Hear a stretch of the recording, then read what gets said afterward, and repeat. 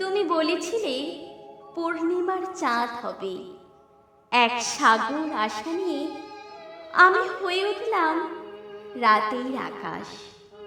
কথা দিয়েছিলে আমি নদী হলে তুমি হবে ছলাৎ ছলাৎ ঢেউ। আমি তো সেটাও হলাম। আমাকে বললে ভ্রমর হয়ে আসতে, কিন্তু কথা দিয়েও তুমি পারলে না মধু ভরা সুগন্ধি ফুল হতে।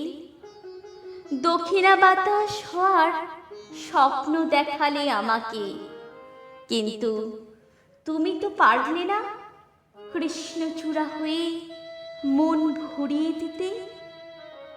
তোমার কথা মতোই আমি হলাম পদ্ম দিঘির স্নিগ্ধ শীতল জলরাশি। কই, তুমি তো বৃষ্টিবিন্দু হয়ে টুপটাপ টুপটাপ শব্দে ঝরে পড়লে না আমার বুকে। আমাকে পথ হতে বলেও তুমি হতে পারোনি শান্ত পথিক। তোমার কথা মতোই আমি কৃষক হলাম। তুমি পারলে না সোনালি ফসল হতে।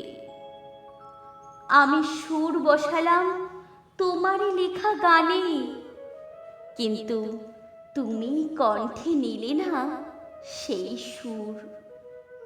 সেসব কোনো কিছুই না হয়েও তুমি হয়ে উঠলে দুরন্ত এক কাল বৈশাখী ঝড়।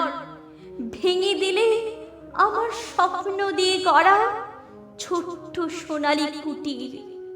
কিন্তু তবু আমি থেমে যাইনি আজও। অশান্ত পথিক হয়ে ছুটে চলেছি সত্যের পথ ধরে সোনালী আলোর সন্ধানে। হয়তো মিলবে সেটা একদিন, হয়তো কোনো একদিন।